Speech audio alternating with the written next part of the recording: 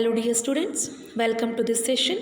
So in this session, let us continue discussion on the question answers from the lesson periodic classification of elements.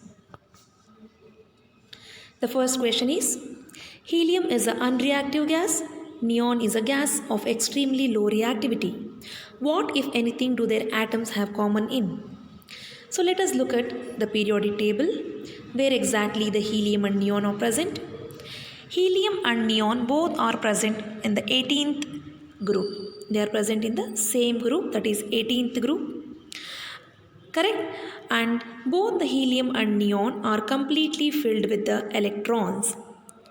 If you look at helium is having only one shell, that is K shell, and it can accommodate two maximum number of electrons.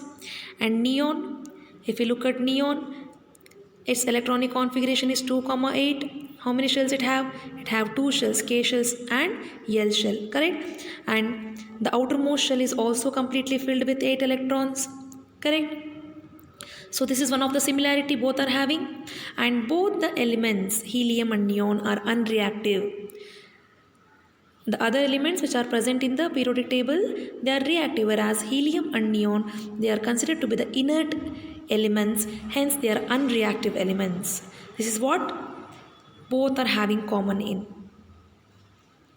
Clear? And they are also very less reactive. They do not react. So let us move for the next question. In the modern periodic table, which are the metals among the first 10 elements? So if you look at the modern periodic table, we are talking now till 10 elements. That is starting from hydrogen, it ends at neon, correct? So if you look at the periodic table, we know that the hydrogen is having the properties of both alkali metals as well as the halogen metals. So it is a non-metal. It is not a metal. So whereas helium, non-metal. So when I talk about lithium and beryllium, they are the metals.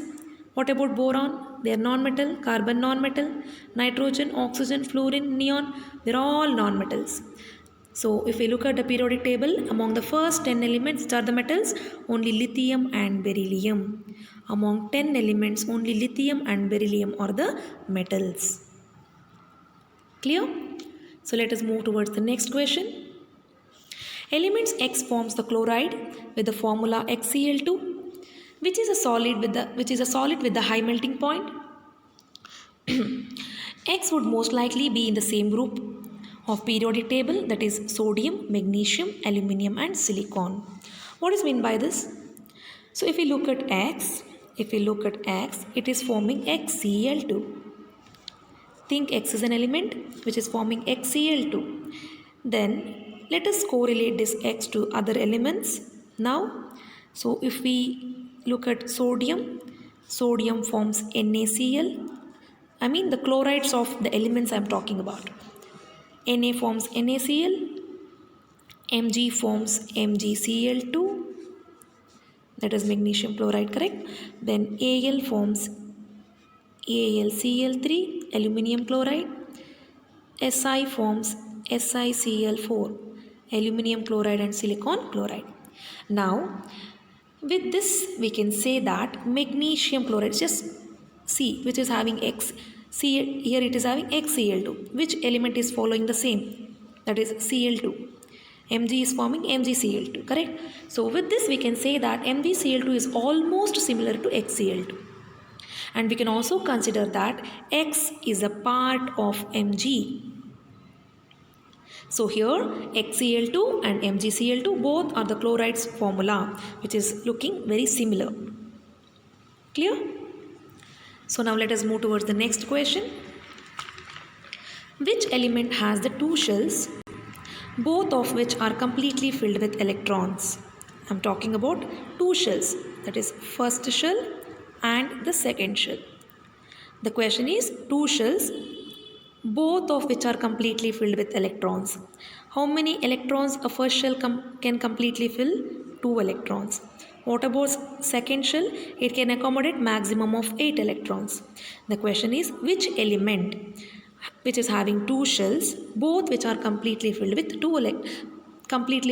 electrons. First shell filled with 2 electrons, second shell filled with 8 electrons. So which is the element now? So let us Add these two, 2 plus 8. Both the shells are completely filled. 2 plus 8 is equals to 10. So the atomic number 10 and the element is neon. Clear? The two shells, both of which are completely filled with electrons, is the element neon because its atomic number is 10.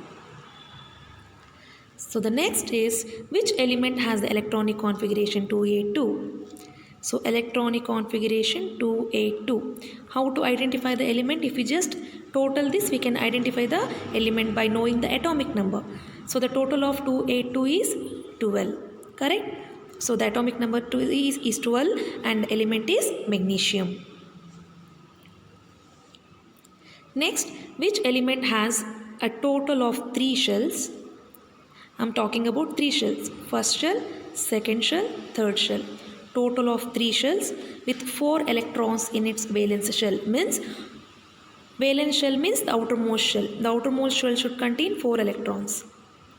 So now the first shell is, as usual, it will contain 2 and second will be 8. Now fourth shell should be now having the 4 valence electrons. Which is that element we have to find out now. So if the 3 shell means, if the element is having 3 shells, where the 4 electrons should be filled with the outermost electron.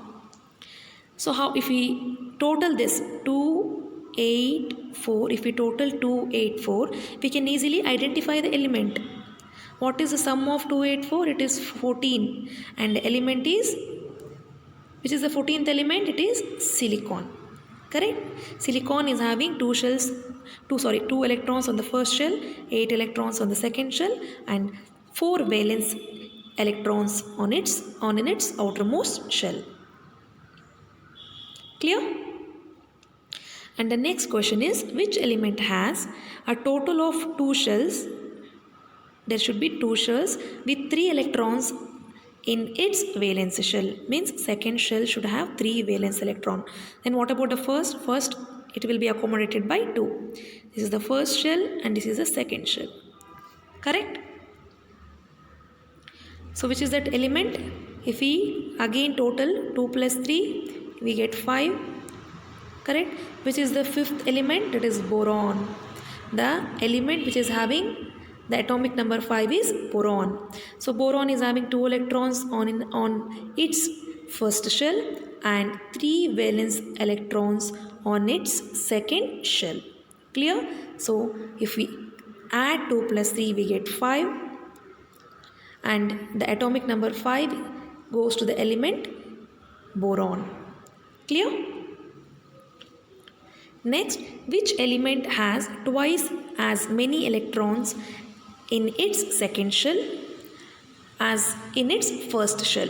So let us talk about again first shell and the second shell.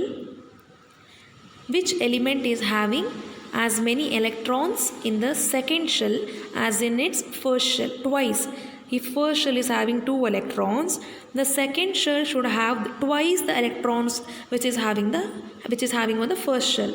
That means 2 2s are how many? 4. First shell is having 2 electrons. Second shell is having twice as many electrons of the first shell. Correct? Which is that element? Again add 2 plus 4. What is the total? We get 6.